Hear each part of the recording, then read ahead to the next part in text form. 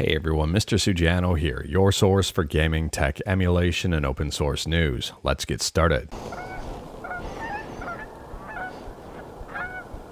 Alright, to kick things off, we're talking about something pretty interesting for PlayStation Move controllers within emulators.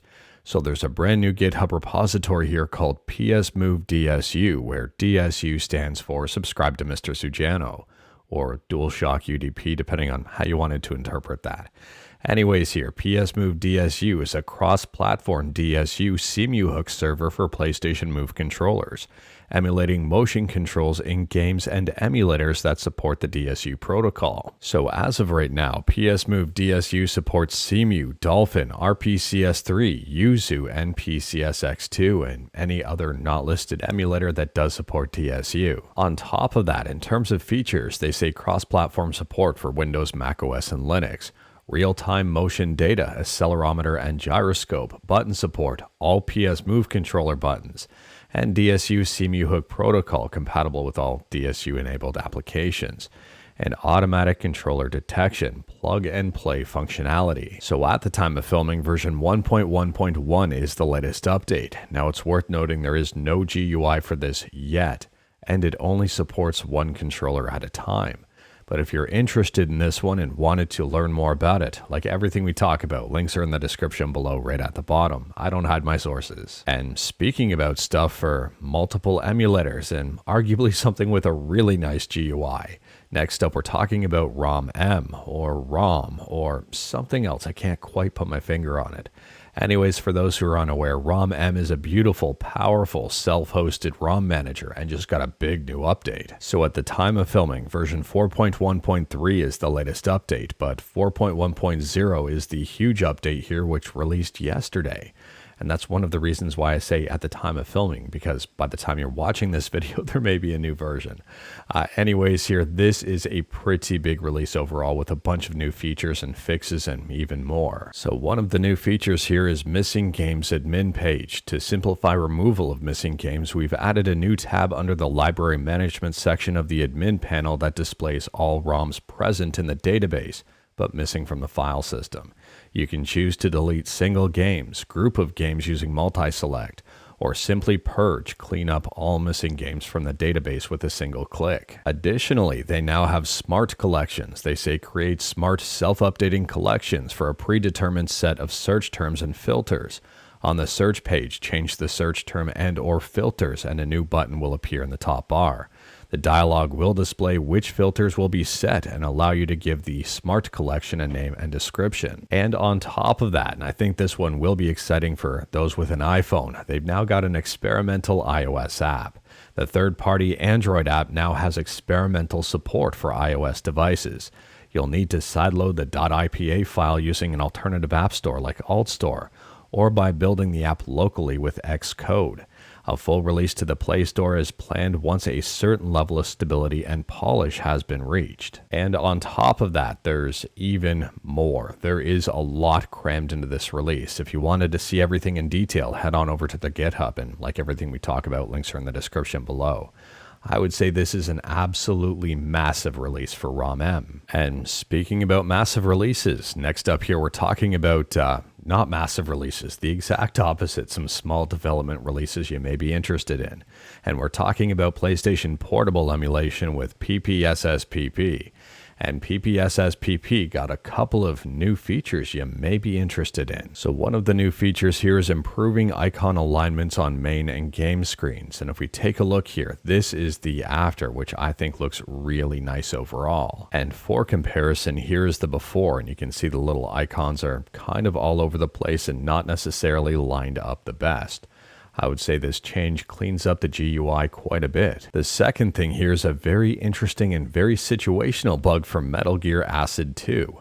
So I guess Metal Gear Acid 2 special card videos can crash PPSSPP in very certain situations. If you wanted to see that in action, you can view the GitHub issue here. And like everything we talk about, links are in the description below. But it does seem this has now been fixed. However, getting this working is probably not the final solution here. I mean, the main person behind PPSSPP says, It's quite the ugly hack, though, which points to some deeper misbehavior which needs investigation. So this one issue may cause some investigation to fix a bunch of stuff for a bunch of different games. We'll have to wait and see on that one. But if you are interested, you can check out the development versions for these fixes. And speaking about development stuff, next up we're talking about something that might be exciting for homebrew developers and preservationists. Listen to this announcement. The source code of the Slave driver engine powering the 1996 game Power Slave for the Sega Saturn is now published on GitHub in the Internet Archive under the GPL v3. So as for the licensing to this one, they say right here, this program is free software. You can redistribute it and or modify it under the terms of the GNU General Public License as published by the Free Software Foundation. And I would say that this is probably extremely exciting for homebrew developers in the Sega Saturn scene. And speaking about arguably exciting stuff, next up we're talking about Gamescom. And if you're interested in the latest and breaking when it comes to the gaming world, well, one, you can just tune into this YouTube channel. But secondly, here you can check out Gamescom, which is happening tomorrow. And there are some trailers out there already for this one. There are some streams ready to go. And this to me looks super interesting overall because it does appear there's going to be some big announcements. So as for opening night, they're teasing a worldwide reveal of Call of Duty Black Ops 7, a new reveal from Resident Evil Requiem, and news on Fallout Season 2 and more. And a lot of people are wondering, what about Hollow Knight Silksong? We're going to have to wait and see on this one moving forward here, but if you're interested in new stuff and you miss E3, Gamescom here may scratch that itch a little bit. And speaking about the latest and greatest, next up we're talking about Windows. And if you're not a fan of automatic updates, you're not going to like this news. If you're a fan of automatic updates and getting the latest and greatest updates automatically, you're going to like this news.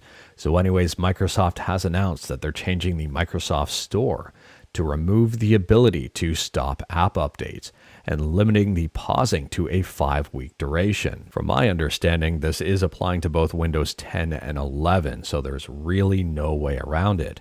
I would say, though, that the easy way around automatic updates would just be to install it outside of the Microsoft Store. Arguably, you'll lose some security from Microsoft on that one, but at the same time, it does avoid this whole kerfuffle. Let me know your thoughts about this one in the comments below. I mean, Tom's Hardware here has a very interesting take.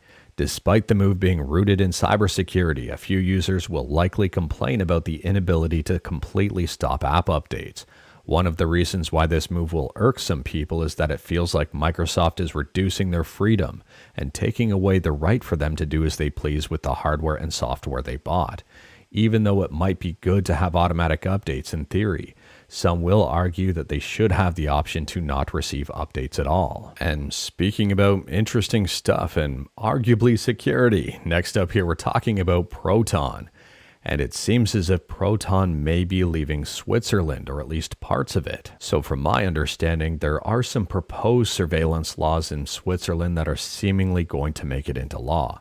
TechRadar has a write-up on this one, and I would recommend checking out the article. So they say here, I guess if the law passes, the Ordinance of the Surveillance of Correspondence by Post and Telecommunications, OSCPT, will introduce new obligations for virtual private networks, VPNs, messaging apps, and social networks. These measures include mandatory user identification and data retention of up to 6 months for all services with at least 5,000 users. Providers will also be required to decrypt the communication upon the authority's request, should they own the encryption keys. I'm going to assume here, and I don't think it's a stretch to assume this, but if this goes into law, I would say that's very damaging to Proton overall.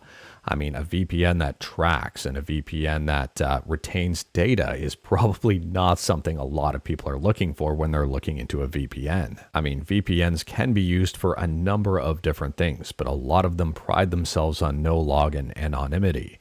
And also with Proton Email, this could be a huge blow to the whole privacy look. So as a result of all of this, it does seem that Proton is moving most of its physical infrastructure out of Switzerland. I'm not going to lie here, I am very curious to see the end state of Proton. How much this law, if it gets passed into law anyways, how much this proposed law will affect them as a company altogether. I mean, if they're still headquartered in Switzerland, what will apply and what will things look like? I'm not going to lie, if I was a Proton customer, I would be alarmed about this. I am very curious to see what happens overall moving forward in the VPN space, because if other countries copy Switzerland here with these laws, it's probably not looking good for VPNs. I would say VPNs still serve a purpose for a number of different reasons. But if you're looking at a VPN strictly for anonymity, well, this is probably not good news. And if you're a fan of NBA Jam, you might be a fan of NBA Jam 50, which just released. So this is a ROM hack of NBA Jam 2K22 for the PSX, and they say here one more double Z mod or double Z mod in all of its 32-bit glory is here. Get ready to razzle some dazzle with many of the greatest and some questionable players from 1975 through 2025, celebrating the last 50 years of basketball and an NBA Jam style pop culture. And Steph Curry is also in this one, not Steve Curry like I called him in a previous video. And speaking about exciting stuff, next up we're talking about Linux distributions, and that may just be exciting to me. Anyways here, if you were wondering what some of the more popular recent Linux distributions are, well, CachyOS is one of them. It is worth noting that DistroWatch really isn't the Bible for all of this stuff, but this is more of just a fun fact.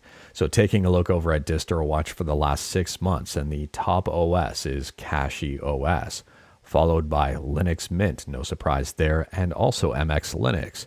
And if you were wondering where Bazite is, it's down in the 60s. So arguably, here are some of the more popular distros in the last 6 months. We've got CachyOS well in first place, which is an Arch-based Linux distro. Then we've got Mint, MX Linux, Debian, Endeavour OS, Pop OS, Manjaro, Ubuntu, Fedora, and Zorin. I'm actually kind of surprised about this list overall. Bazite is currently sitting in 64th overall, but it does appear to be on the rise, and I would assume if Bazite continues down the path it is, it's going to continue to rise up and become more popular. Who knows here, but in terms of easy distros, I would say that Bazite is one of those very easy ones, provided your hardware is compatible and you don't have to tinker around with things. But overall here, if you were interested in very popular distributions, CachyOS may now be on your radar. And speaking about stuff you might be interested in, next up we're talking about REANIMAL. And if you're a fan of Little Nightmares 1 and 2, or 1 or 2, you might be a fan of REANIMAL here. The creators of Little Nightmares are at it again here, and IGN has a brand new 13-minute video showcasing a ton of gameplay in action. And based on the video here, the gameplay looks very good. Now, unfortunately, I don't have a release date for you just yet, but taking a look at the comments, and a lot of people have noticed the camera work and how this game is looking. And a lot of people seem to be pretty excited about it. Let me know your thoughts about this one. And speaking about stuff to be excited about and trailers, next up here we're talking about Swords of Legends. And Swords of Legends just got a brand new 4K trailer, and they're saying it's a new action RPG like Black Myth Wukong. Now, unfortunately, the trailer is only like 4 minutes long, just a little bit less than that, and really doesn't showcase any gameplay just yet. I don't have a firm release date on this one. I wish we had some gameplay, but this may be one to keep on your radar as well. I mean, taking a look at the comments, and this person here says, definitely gives Black Myth Wukong and Wu Chang Fallen Feathers vibes. And also, one of the more recent comments, what the hell, I thought the thumbnail is just a clickbait. It really looks that good. And speaking about looking good, I'm allowed to talk about this one now. Raspberry Pi has just released or unveiled the new 5-inch variant of the Raspberry Pi Touch Display 2. Today, we're excited to announce a new 5-inch variant available to buy from the Raspberry Pi approved resellers. It shares the exact same resolution and easy setup as the 7-inch variant, all at the low price of $40. So as for the key features, it's a 5-inch display at 720 by 1280, true multi-touch capacitive panel supporting 5-finger touch, fully supported by Raspberry Pi OS, powered from the host Raspberry Pi, and is plug and play. And last up here, we're talking about The Last Descendant, and it appears The Last Descendant is in a bit of a controversy right now for using AI in its ads. So taking a look on Steam, The Last Descendant was released back in 2024 to a mixed overall review score. And based on the amount of reviews, this game does seem to be pretty popular. So based on my understanding, Nexon is creating these AI ads that feature a streamer who may or may not be based on a real person. Looks like they're based on a real person or real people. From my understanding, there may be multiple ads out there. I haven't seen any on my own, but I've seen reporting on these things, and well, it doesn't seem like The Last Descendant is receiving good press because of this, or rather, Nexon. Now, I'm not going to put on a tinfoil hat here and talk about the possible future of AI and all of the doom and gloom stuff because of it.